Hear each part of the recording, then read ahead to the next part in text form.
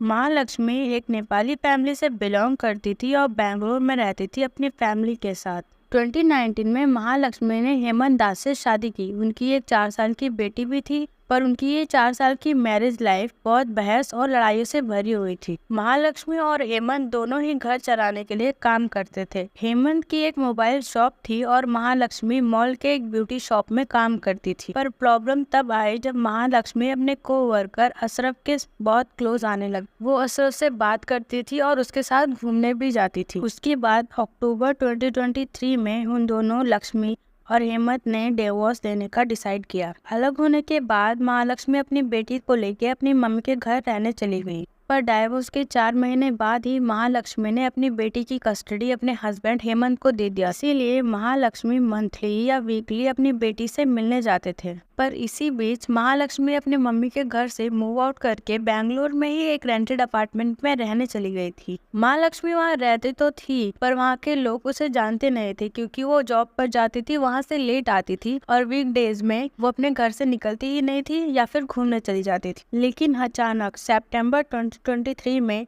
महालक्ष्मी गायब हो गई। महालक्ष्मी के नेबर्स ने ये नोटिस तो किया पर इतना ध्यान नहीं दिया क्योंकि वो लोग उसे जानते नहीं थे। पर 21 सितंबर जब वहाँ रह रहे लोगों को महालक्ष्मी के अपार्टमेंट से बहुत गंदी स्मेल आने लगी, तब वहाँ के लोगों ने लैंडलॉर्ड को कॉल करके बुलाया। पर महालक्ष्मी के घर के गेट पे ताला लगने की वजह से और उसका कॉल ना लगने की वजह से लैंडलॉर्ड ने इमरजेंसी नंबर पे कॉल किया जो कि महालक्ष्मी की मॉम का था। ये बात सुनने के बाद कि उनकी बेटी मिसिंग है, महालक्ष्मी की मॉम अगले ही दिन उसके अपार्टमेंट पे गई स्पेयर की के साथ। दरवाजा खोलने के बाद जब उसकी मॉम, लैंडलॉर्ड और कुछ नेबर्स अंदर गए तो उन्होंने देखा वॉल्स पर और फ्लोर्स पर ब्लड के छींटे थे और जगह जगह ह्यूमन बॉडी के पार्ट्स पड़े हुए थे। और कुछ देखने के पहले वो भाग के बाहर गए और पुलिस को इन्फॉर्म किया। पुलिस ने फॉरेंसिक टीम को बुलाया। बॉडी के पार्ट्स इकट्ठे करते टाइम उन्हें 175 लीटर का फ्रिज मिला जो आधा खुला हुआ था और उसके अंदर से ब्लड आ रहा था। फ्रिज में और भी ज्यादा बॉडी पार्ट्स भरे हुए थे और उनमें कीड़े लगे हुए थे। महालक्ष्मी का सर भी उन्हें उसी फ्रिज से मिला था। पुलिस के पास अब 59 बॉडी पार्ट्स थे। फॉरेंसिक रिपोर्ट के अकॉर्डिंग महालक्ष्मी की डेथ 19 दिन पहले ही हो गई थी। तब पुलिस ने हेमंत से इन्वेस्टिगेशन किया जिससे उन्हें अशरफ के बारे में पता चला। उन दोनों से कुछ न पता चलने के बाद महालक्ष्मी के वर्क प्लेस पे इन्वेस्टिगेशन की गई, जहां पुलिस को मुक्ति रंजन रॉय पर डाउट हुआ क्योंकि वो इंट्रोगेशन के टाइम पे नहीं आया था।